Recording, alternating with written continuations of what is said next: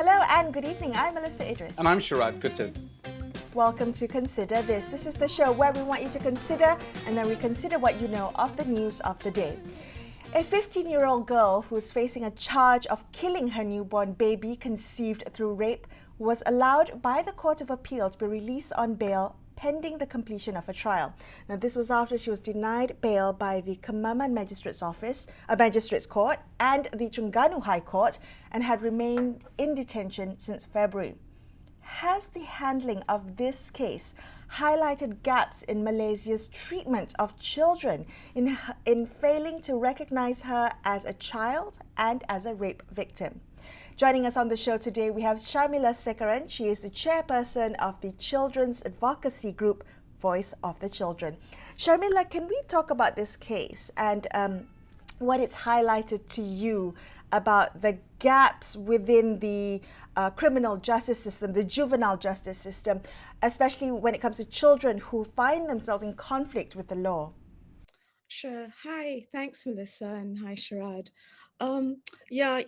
Melissa, one of the things that a lot of us in the civil society area for children, working for children, have been talking about for more than 10 years, for many decades actually, is the fact that children are not being protected in the juvenile justice system, that they are not being protected, from the time that they are arrested or a charge is preferred against them, right up to the whole process through the trial and even the sentencing.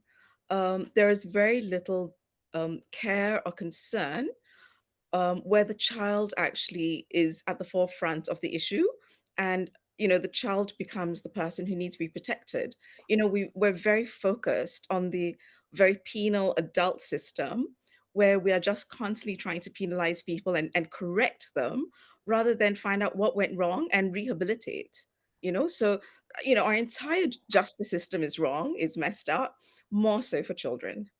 Shamila, can you tell us how much of this has got to do with the law? Are the laws archaic?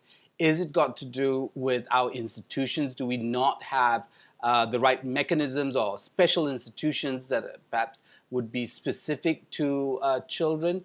Or is there also an issue of culture that in dealing with these things, there are prejudices, there are assumptions about children, there are assumptions about crime and people who get involved in crime, especially a young person involved in something like an alleged rape and so on and so forth, their moral standing. Are these cultural issues also at play? Institutional, organizational, cultural? Absolutely. It's everything. Um, Actually, the whole child protection system is quite new in the world, right? We've been talking about the rights of women much longer than we've been talking about the rights of children. So, generally the conversation worldwide is a much younger conversation, if you like. But certainly, one of the things I often ask people when I do trainings, my first question is, what everyone in the room has in common. And the answer is because, very often it's a mixed group, right? Gender, in terms of gender, or in terms of race or religion, very often, right? But the one thing that all of us have in common is the fact that we were all children. So it makes you wonder why we have these prejudices or why we don't think about children more closely and dearly, why we actually treat them as if they are aliens. And very often that is what it is. So you're absolutely right. There are the cultural prejudices. Malaysia is a very conservative nation. So we look at everything through a very conservative lens. Um, but there's a lot more work that has been done in more recent times in terms of the developmental stages of a child. So how a child's brain um, matures, and as it matures, what happens, right? And also the impact of early experiences on a child's development. So, a child who grows up in a very in a warm and nurturing environment does far better when it comes to juvenile justice issues, and in fact rarely gets involved in juvenile justice issues, as opposed to a child who's come from a dysfunctional background, a very cold environment. Also, children who come from children's homes where you've Mhm. got one adult looking after 20 children or more. Um, and and that adult is constantly changing because you've got one person looking after them in the daytime, another person looking after them in the evening. Sometimes that person goes on leave and it's a third person looking after them. So it's very hard for these children to form bonds, and it is these children who end up um well falling foul of the law, really. Can I ask you, Shamila? Because you mentioned that our system perhaps treats children like they are adults, almost on the same level. What is it that's required in dealing with children who find themselves in conflict with the law? What provisions are necessary? You talked about the impact of a child, these traumatic experiences on a child to their later life. So, what would say law enforcement officers, the system need to think about or need to consider when dealing with children? Good question. For a start, well, yes, there's a lot more that can be done with our laws. We can update them. The Child Act, which is a 2001 act, has gone through a number of revisions, but in itself, it was an amalgamation of a number of acts that pre-existed and were really, some of the acts were very much, in English Victorian kind of acts, very penal in its treatment of children. So think, Oliver Twist, right? And how that child was treated. So, it was amalgamation of some of these acts that have come together and then updating them slightly to ensure that we were kind of compliant with the CRC, the Convention on the Rights of the Child, which Malaysia has now ratified. But, in terms of how we treat children, we are still treating them in very much in boxes, in silos. So one of the things that we did, Voice of the Children, is we actually had a meeting with the two IGPs or three IGPs ago now, um, to talk about training of their officers, in particular the officers on the ground, right? The people who do the beat work, right? Who walk the streets, so to speak. And the ones who generally will come to contact with children who are in conflict with the law. Because what we worked out and studied, we did a little bit of research into this, and we worked out that number one, you can almost predict the kind of child who's going to end up in conflict with the law. Like I said, they come from difficult backgrounds, really, uncaring parents and difficult backgrounds. And those children, the first contact is what determines how they will end up. So if they have a positive first contact with the enforcement officers, with the police, you can actually divert them out of the juvenile justice system and onto a pathway of becoming model citizens almost, versus children who have a bad first experience with the police. The police treat them badly. They have that idea that the child is an offender and therefore a bad person rather than an individual who's done something wrong. Very different. And that's what we tell parents, right? When a child does something wrong, that is what has happened. The child has done something wrong. The child, him or herself, is not a bad person. They've just done something wrong. And it's that action that needs to be corrected. So a child who has, sorry, yes, Shara. Shani, very quickly, could I ask you about the how receptive the police were when the conversation you had with the former IGP?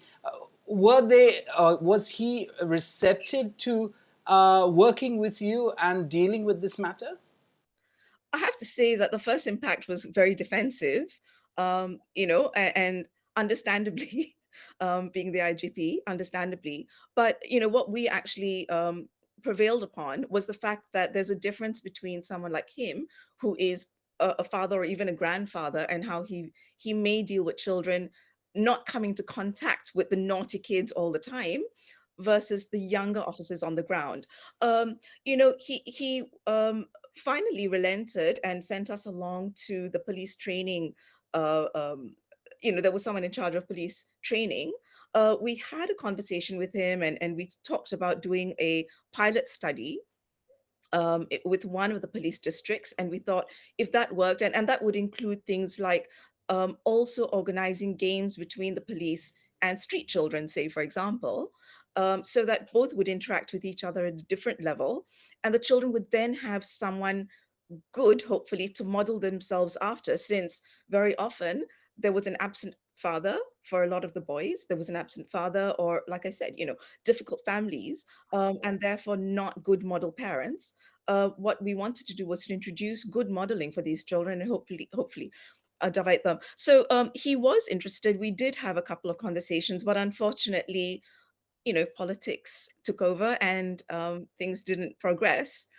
We are hopeful that we will be able to rejuvenate this whole idea and start a pilot project again. But yeah, we're hopeful, but remains to be seen. Okay, Shamila, we're going to take a quick break, but let's come back and continue this conversation. We'll be right back in just a few minutes. Stay tuned to Consider This.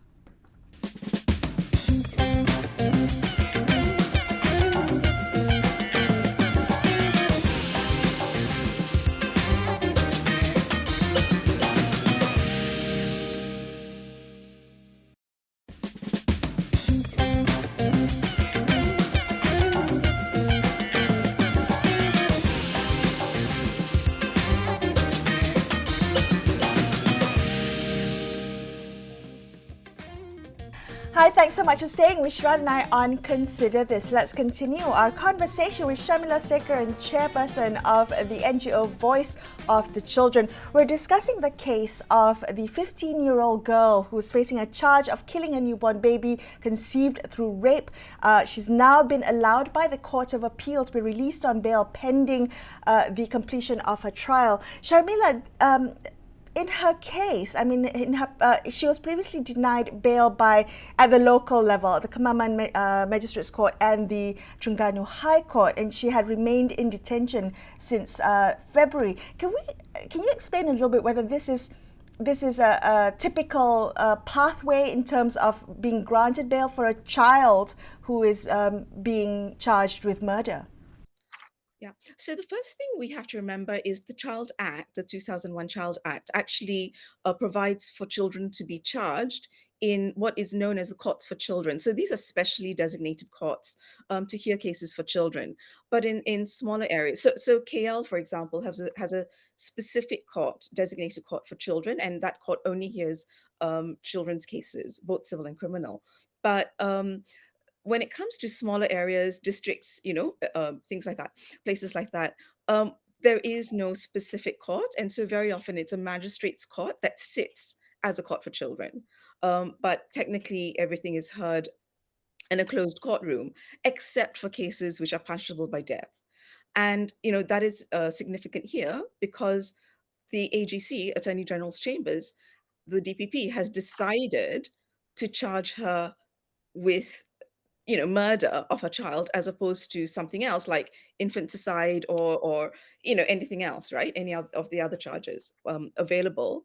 Um, and so because it's a murder charge, which is then punishable by the death penalty, it has to be charged, she has to be charged in a magistrate's court rather than the court for children. Of course, as a child, she won't face the death penalty.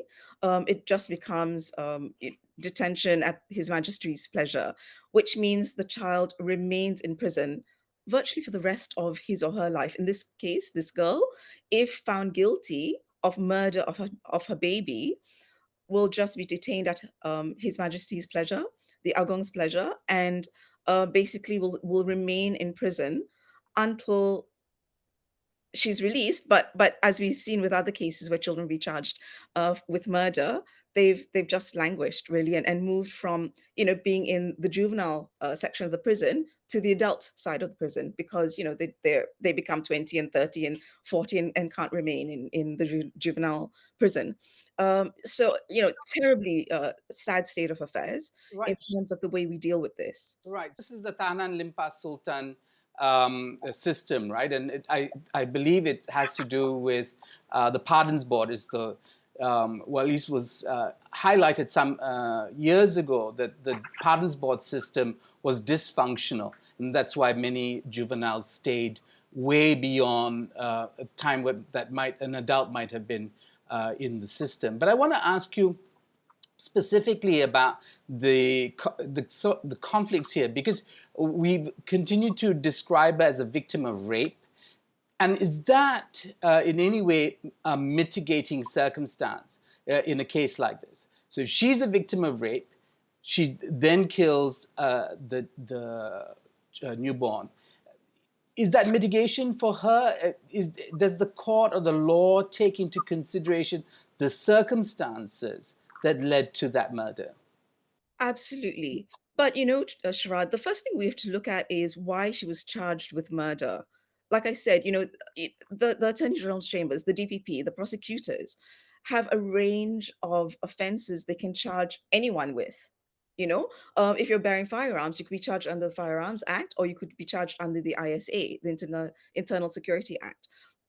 So, for even murder, you can charge someone for manslaughter, which is a lesser offense or charge, right?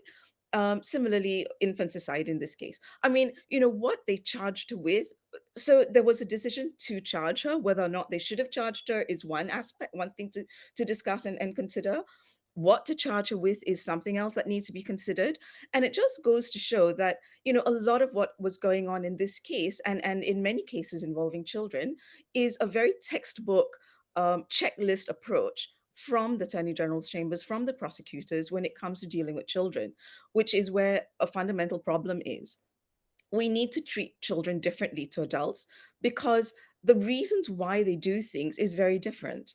In this case, we have, potentially rape. Well, it's definitely statutory rape because she's below 16. So there's definitely statutory rape there. Potentially, she was raped, as in, she did not, it was not someone she knew, or it was not something she was willing to engage with, sexual relations. But clearly, the way we've approached it in this case is that it was, in inverted commas, consensual. Of course, children cannot consent because they don't know what they're consenting to, but that's a different conversation. So one, she's raped. So now she's with child, and it may be a child she does not want because she did not consent to a sexual relations. Number two, did she know that if she engaged in sexual relations, she would get pregnant? Was she aware of this? And a lot of children are engaging in sexual relations because they've not been given that kind of education, sexual reproductive health education, within the school system. So the school system and the education system and all of us have failed her. Society's failed children like her because she does not know. So now she finds herself with child. She probably does not know who she can turn to because, again, what we're taught, what children are being taught is, thou shalt not engage in sexual relations. So what happens when you do, and something happens, you get pregnant? Who do you turn to? Does she know who she can turn to? What was her relationship with her mother like? Was her mother available to her? If you've got a parent who is a single parent working long hours, and coming back tired, or coming back after the child has gone to bed or whatever, um, a child is not going to be able to speak to the parent. Who else does the child have to speak to? Was she going to school? Mm. Is there someone in school that she could speak to? Why did the school not pick her up, pick this up? That she was pregnant, and noticed this. I'm sure her friends would have known and could have alerted the teachers. So the system has failed this child at every single stage of what happened to her, and we continue to fail her, and we continue to fail other children like her. I think, Sharmila, if I may also add that this happened during the time of a pandemic when there are social and economic implications for perhaps her and her family and her ability to attend school. I think that was something else that might be considered in this case. I do want to circle back, Sharmila, to the court's decision not to grant her bail at the magistrate's court level. They also denied her mental health, referring her to a mental health evaluation at the magistrate's court, but was granted at the High Court. I'm just wondering how that fits into the picture of having this child, as you say, definitely a victim of statutory rape. How does the mental health element fit into a child who is in the juvenile justice system? uh, you know, uh, this is actually a very important aspect of how we deal with children. If you speak to any first time mother, they will tell you that, they have a range of emotions. And this is even when you want the child, when you're in a healthy relationship, a loving relationship, and you want a child. And yet, the impact of, the hormonal changes with childbearing, or carrying a child, and everything that goes with that, does have an impact on a person's, on a woman's mental health and overall emotional well-being.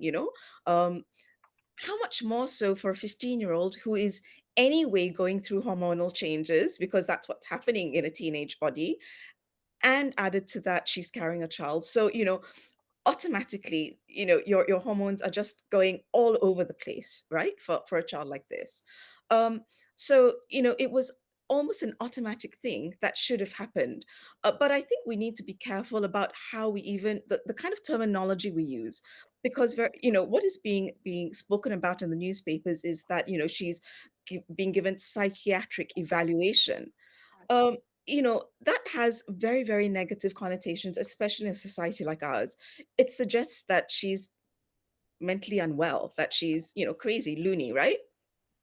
Which is not necessarily it. We are seeing a spike in children committing suicide because they're under different kinds of pressure these days. So that does not necessarily mean that they are mentally unstable, but just that they need a little bit more help dealing with life, and have a, psychological, emotional well-being that needs to be taken care of. And in that sense, mental health well-being needs to be considered. So, definitely a child like this, who has gone through such a traumatic experience of being raped and with child, definitely needs mental health support. But Why was to it denied? Why do you think it was denied? This is it. It comes back to the training and knowledge of all the actors within the juvenile justice system. It is definitely something that the DPP should have asked for a start, and that the magistrate should have given almost automatically. Um, and this is one of the things that we do when we do training of magistrates. We do tell them that they need to get off the pedestal of being within the Malaysian system, which is the Commonwealth system of adversarial practice of law litigation, where the judge or the magistrate sits as the arbiter of justice. They just sit there and watch two parties spar and then decide who wins at the end. They need to be a lot more inquisitorial when it comes to children. They need to get off that bench and come down to the ground and find out what is going on and why did what happen, so that they can address things and rehabilitate and bring the child through the system adequately, and within a protective system.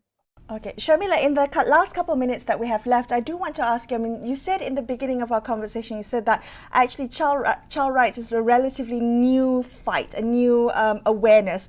And I wanted to, for us to kind of check into where we are, Malaysia is, what advances we've seen on child rights this year. Unfortunately, this year, very, very little. In fact, since the Pakatan government collapsed and was replaced with the PN, the Perikatan government, there has been absolutely zero movement in terms of child rights. There's been zero interest from the government and the civil service to engage with civil society to enhance child protection systems. So, civil society is doing a lot, but it is not being done at the policy level. It's not being done at the legislative level. I have to say that there are one or two, actually slightly more than one or two, but a handful of MPs who are very keen, very interested in children and their protection. Dr. Sri Azalina is a great champion. Kasturi Pato, YB Hannah, who was deputy minister, Tony Ching. These were all people who are very, very keen and interested in pushing forward a protective system for children and enhancing children's rights for Malaysia. But sadly, the current minister and deputy minister have just not shown any interest at all. Sharmila, thank you so much for speaking with us today. That was our conversation with Sharmila Sekaran, chairperson of Voice of the Children. And that wraps up this episode of Consider This. I'm Melissa Idris. And I'm Sharad Kuttan, signing off this evening. Thank you so much for watching, and good night.